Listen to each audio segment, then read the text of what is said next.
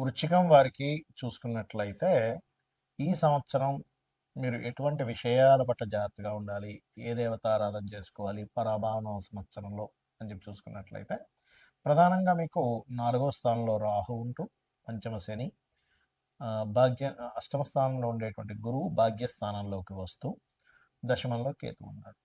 ఈ యొక్క గ్రహస్థితిని అనుసరించి మీకు ఎటువంటి ఫలితాలు జరగనున్నాయి, ఏ విషయాల పట్ల జాగ్రత్తగా ఉండాలి అనేటువంటి అంశాలు చెప్తుంది నేనైనప్పటికీ చెప్పిస్తుంది సాక్షాత్ లలిత అమ్మవారిగా భావిస్తూ ఆ లలితాంబిక అమ్మవారి యొక్క అనుగ్రహం మీకు పరిపూర్ణంగా కలగాలని మనస్ఫూర్తి కోరుకుంటూ ఇక్కడ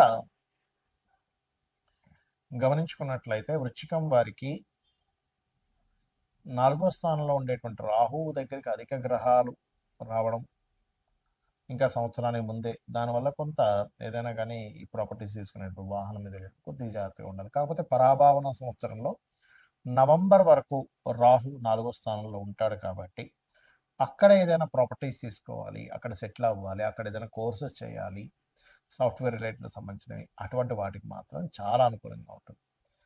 ఇక్కడ కాకపోతే మీకు పంచమ స్థానంలో శని ఉన్నందుకు కొన్ని నిర్ణయాలు తీసుకునేటప్పుడు తొందరగా తీసుకోవాల్సిన ఆలస్యం చేయడం, కొంచెం ఆలోచించి తీసుకోవాల్సిన తొందరగా తీసుకోవడం లాంటివి జరుగుతాయి. దీనివల్ల కొంత మీరు అనవసరంగా ఇబ్బంది పడతారు కాబట్టి నిర్ణయం తీసుకునేటప్పుడు ప్రధానంగా జాగ్రత్తగా ఉండండి. అందులో ప్రధానంగా దశమంలో కేతు ఉన్నాడు కాబట్టి ఉద్యోగ నిర్ణయాలు, ఉద్యోగంలో జాయిన్ అవ్వడం అనుకోండి, ఉద్యోగంలో మానేయడం అనుకోండి, ఇటువంటి విషయాల పట్ల చాలా జాగ్రత్తగా ఉండాలి. ఇక మీకు వివాహ సంబంధించినటువంటి విషయంలో జూన్ నుంచి చాలా బాగుందని చెప్పుకోవచ్చు. జూన్ నుంచి వివాహం ఒకటే కాదు, సంతానం కోసం చేసే ప్రయత్నం కూడా ఫలిస్తుంది. బికాజ్ ఆఫ్ పంచమంలో ఉండేటువంటి శని మీద గురువు దృష్టి పడుతుంది. అయితే ఇక్కడ మీకు పంచమంలో శని ఉన్నందుకు కాలభైరవుడి యొక్క అష్టకం గనక మీరు ఎంత చేస్తూ ఉన్నంత బాగుంటుంది. కాస్త ఉద్యోగ సంబంధించిన విషయంలో ఉద్యోగ స్థానంలో దశమ స్థానంలో కేతు ఉన్నాడు కాబట్టి రెగ్యులర్గా గణపతి ఆరాధన చేసుకోండి. మరియు 2 నామాలు ఉంటాయి, అవి రెగ్యులర్గా చేసుకుంటూ ఉన్నట్లయితే కూడా మీకు ఈ ఉద్యోగ సంబంధించిన విషయంలో ఇబ్బంది ఉండదు ఈ సంవత్సరం. అందులో ముఖ్యంగా నవంబర్ వరకు కేతువు దశమంలో ఉంటున్నాడు కాబట్టి ఓం కామేశ్వర ముఖాలోక కల్పిత శ్రీ గణేశ్వరాయే నమ, ఓం మాణిక్య మకుటాకార జానుద్వయ విరాజితాయే నమ. ఈ 2 చేయండి, ఖచ్చితంగా మీకు బాగుంటుంది. అదేవిధంగా కొంచెం సంతానం విషయంలో, ప్రేమ వ్యవహారాల విషయంలో, వాటి విషయంలో తీసుకునే నిర్ణయాల విషయాలు కూడా కాస్త జాగ్రత్తగా ఉండండి. నిత్యము కాలభైరవుడు ఆరాధన చేసుకోవడము, గోవులకి బెల్లం తినిపించడం చేయండి, అన్ని విధాలు బాగుంటుంది. ఇక్కడ ఏంటంటే ప్రతి ఒక్కరికి కూడా సంవత్సరం మారింది, నూతన సంవత్సరం వచ్చింది, ఇక్కడి నుంచి అయినా సరే లైఫ్ బాగుంటుందా అని చెప్పి ఆశపడుతూ ఉంటారు. మనిషి అభివృద్ధి అవ్వడానికి పడేటువంటి ఆశ ఎప్పుడు కూడా తప్పు కాదు. అయితే ఇక్కడ మీరు అర్థం చేసుకోవాల్సింది ఏంటంటే ఎంతసేపు కూడా ఏలినాటి శని, సర్పదోషం ఉంది, ఇవి ఒకటే కాదు, మీ పర్సనల్ చార్ట్లో గ్రహాలు ఏ రకంగా ఉన్నాయి అంటే లగ్నం ఎలా ఉంది, లగ్నాన్ని బట్టి మీ ఎదుగుదల చెప్తుంది. మీ ధనాధిపతి ఎలా ఉన్నాడు అంటే సెకండ్ లార్డ్, సెకండ్ హౌస్ శుక్రుడి యొక్క పరిస్థితి ఎలా ఉందనేది క్లియర్గా తెలుసుకోవాలి. దాన్ని బట్టి ఏమవుతుందంటే మీకు ఎందులో ధనయోగం ఉంది, ఏ రూపంలో మీరు ప్రయత్నం చేస్తే బాగుంటుంది, ఎప్పుడు మీకు రైట్ టైం, ఇవన్నీ కూడా తెలుస్తాయి. అలాగే మీరు చేసే ప్రయత్నాలు 3వ స్థానం. మీరు ఇక్కడ ఏంటంటే వాస్తు కూడా మనకు ప్రభావం చూపిస్తుంది. జాతకం బాగుందండి, వాస్తు వాళ్ళని ఇంట్లోకి వెళ్ళారంటే ఏమవుతుందంటే కుండలో వాటర్ పోస్తున్నాము, కానీ కుండకి చిన్న చిల్లు ఉంటే ఏమవుతుంది, కింద నుంచి వెళ్ళిపోతూనే ఉంటాయి. అలాగే వాస్తు బాగోనప్పుడు ఏమవుతుందంటే మీరు ఆ ఇంట్లో ఉన్నప్పుడు మీకు ఇబ్బంది కలుగుతూ ఉంటుంది. ఇక్కడ ఏంటి, మీరు ఏ డైరెక్షన్లో ఉండే ఇల్లు తీసుకోవాలి, ఎప్పుడు మీరు ప్రాపర్టీ తీసుకొని బాగుంటుంది, అసలు మీ పేరు మీద తీసుకోవచ్చా తీసుకోకూడదా, ఇవన్నీ తెలుసుకోవాలి. ఇంట్లో దాంతోపాటు ఇంట్లో ఏదైనా బాత్రూమ్స్ కొంతమందికి తెలియక ఫైనాన్షియల్ ఎందుకు ఇబ్బంది వస్తుందంటే ఉత్తరంలో బాత్రూమ్లు ఉంటాయి, ఉత్తరంలో డార్క్ కలర్స్ ఉంటాయి, అంటే మనకి yellow, cream, red colours, pink colours ఇట్లాంటి ఉత్తరంలో ఉంటే అవాయిడ్ చేసేసి కంప్లీట్ వైట్ కలర్ ఉండేలా చూసుకోండి, ఖచ్చితంగా బాగుంటుంది.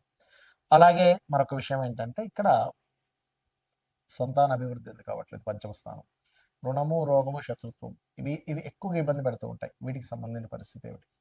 అలాగే మరొక విషయం ఏంటంటే ఇక్కడ వివాహం అయ్యే సమయం, వివాహం 2 వివాహాల యోగం ఏమైనా ఉందా, అసలు వివాహ జీవిత భాగస్వామితో వివాహం విషయంలో ఎందుకు ఇద్దరి మధ్యన సరైన కమ్యూనికేషన్స్ ఉండట్లేదు, ఎందుకు మీ ఇద్దరి మధ్యన మాటిమాటికి ఏదో గొడవలు జరుగుతున్నాయి, ఇవన్నీ కూడా మీ పర్సనల్ చార్ట్లో వెరీ క్లియర్గా ఉంటుంది.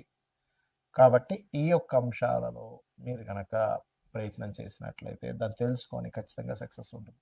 అదేవిధంగా వివాహం తర్వాత ఉదాహరణకి వివాహం ఈ సంవత్సరం లేదు అనుకున్నప్పుడు ఆ టైం వేస్ట్ అవుతుంది.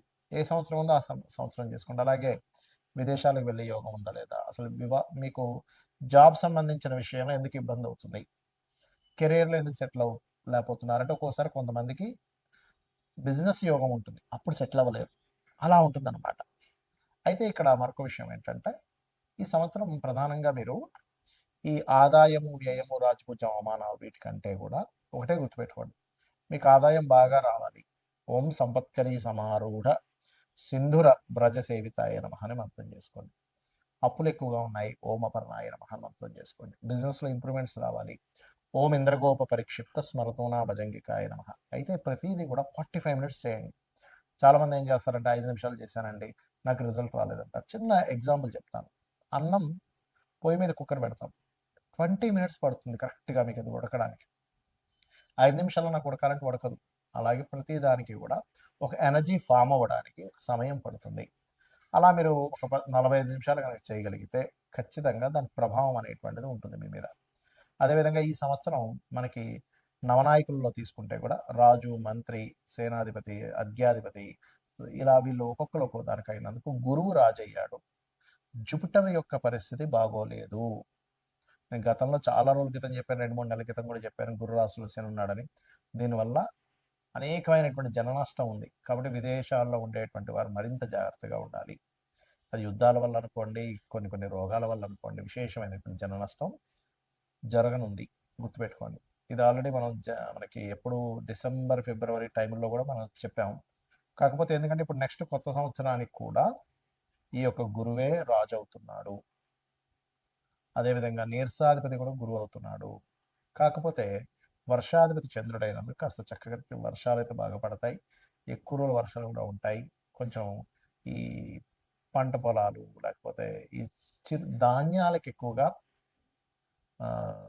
డిమాండ్ అనేది పెరుగుతుంది. ధాన్యాలకు గుర్తుపెట్టుకోండి, ధాన్యానికి ఎక్కువ డిమాండ్ పెరగనుంది.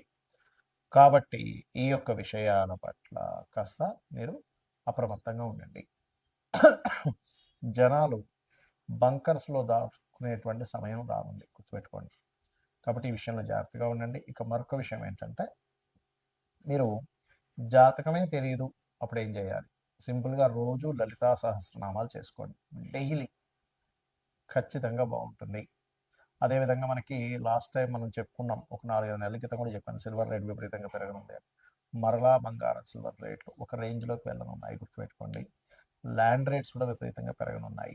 కాబట్టి రెగ్యులర్గా లలిత చేసుకోండి, అన్ని విధాలా మీకు బాగుంటుంది. శ్రీమాత్రే నమః.